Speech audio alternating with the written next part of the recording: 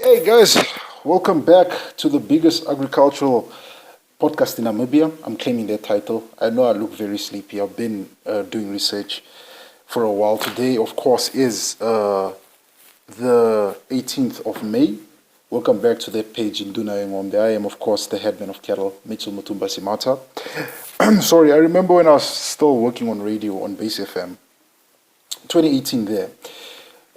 We did an insert on STDs in livestock. So I felt I should do a video to come and talk about it. So I got my information from the research that I carried out from the Farmers Weekly website. It's contrast to Farmers Weekly. So without further ado, let me get into it. So sexual transmitted diseases can wipe out an entire herd or flock, an entire herd of cattle or a flock of sheep or goats, and can cause severe financial losses according to the Red Meat Producers Organization. Brucellosis, for instance, is out of control in the Northern Cape. So the Northern Cape has a brucellosis problem.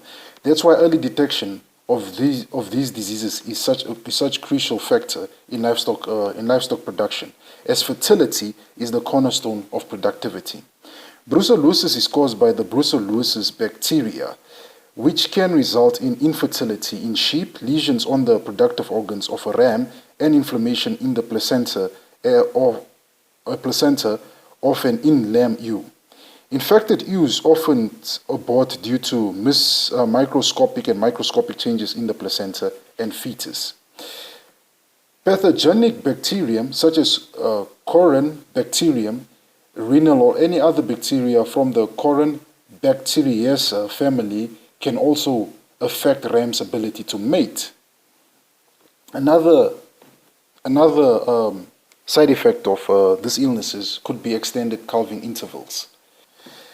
All right, trichomoniasis is a venereal disease in cattle characterized primarily by early foetal death and infertility, resulting in extended calving intervals. The disease is found in the genitalial tract of cattle. Between 30% and 90% of cows mated by infected bulls can become infected. So 30 to 90% of the animals can become infected if they are exposed to an infected bull. Vibriosis is another infectious venereal bacterial disease in the genitalia tract of cattle that can cause infertility and occasional abortions. It is spread by infected bulls when they are mated with susceptible females. So there's another sexual transmitted illness. Prospective buyers, this is the warning they say, prospective buyers should buy only bulls that are certified free of these diseases. The national weaning rate in South Africa, as I said, information from South Africa, is estimated to be about 60%, which is too low. Improved biosecurity measures such as eradicating trichomoniasis and vibrosis will markedly increase the provincial's weaning rate. So because of these illnesses such as vibrosis and trichomoniasis, it causes their weaning rate and weaning numbers to be low. As it said, the estimated winning rate is about 60%, which is very low for a country as big as SA, so they want to increase that number. So by limiting this STD spreading amongst cattle, they can increase that numbers. They continue to say, brucellosis, bad for cattle, worse for humans. Venereal diseases can result in prolonged calving periods, with most calves born to infected cows being dropped late in the calving season. So they can also, either they can cause abortions or they can cause late calving. Not only are gestation periods compromised, but due to a late calving, infected cow often fail to give birth the following breeding season.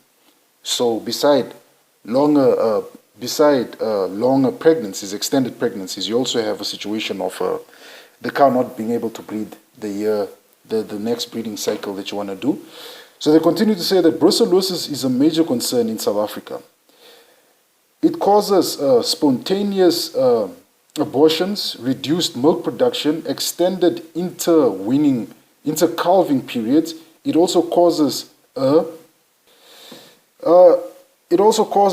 a zoonosis that is spread by consuming contaminated food, including raw meat and unpasteurized milk. So this illness can be spread to you if you're consuming contaminated food, raw meat, or unpasteurized milk. So they say farmers, farm workers, vets, and abattoir workers are particularly at risk. People infected with brucellosis are usually presented with flu-like symptoms. It can cause sterility. It can cause sterility in humans too. I didn't know this. It's bloody interesting. Seems like cattle illnesses are also as bad for us as they are for the animals. And it can also cause endocarditis, which can damage or destroy the heart valves. So this brucellosis seems like it's a bad illness for human beings too, eh? So it can damage the heart valve and cause meningitis, among other complications. For this reason, it is a notifiable and controlled disease in South Africa. Brucellosis occurs in a wide variety of ruminant, including sheep, goat, and cattle. It also occurs in game species like buffalo, in particular, which particularly are susceptible to the illness. So you can also get it. So buffaloes can actually get it. A herd is regarded as infected with brucellosis when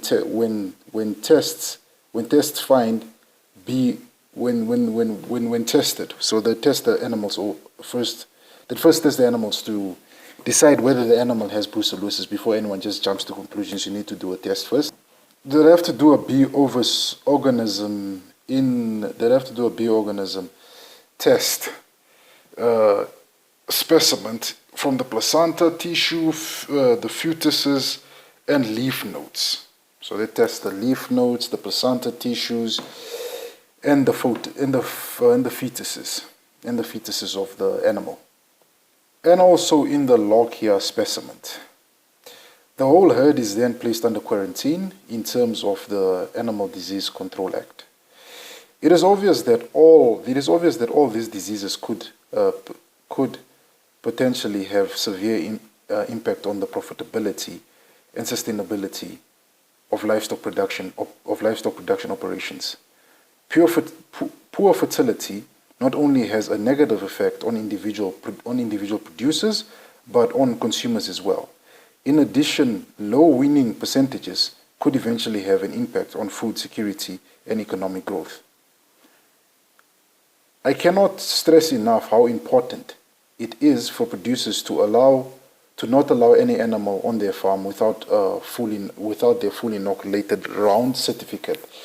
So if you're going to buy animals, whether you're farming in a communal area, you're farming on a commercial farm, it's very important that when you're buying animals from, whether it is another commercial farm or you're buying from, mostly stud breeders do this test because it's required by them via their various stud societies, whether it's cattle or whether it's sheep or whether it's goats. They're required to do this test and they're required to give you a health certificate. But if you're buying it from your uncle who's a commercial farmer, it would be to your advantage to encourage him to spend extra money to get his bulls tested for brucellosis and so forth, so you do not bring these diseases such as brucellosis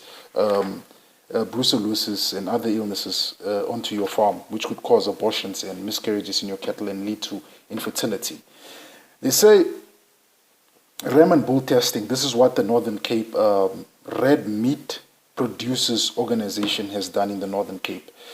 Rams and bull testing program started in 2008. They started a program where they test the bulls in 2008. The objective is to detect animals and remove them from flocks and herds. By law, infected animals are required to be slaughtered, but not infected rams. However, we advise producers to slaughter infected rams as well to prevent even the slightest chances of disease spreading.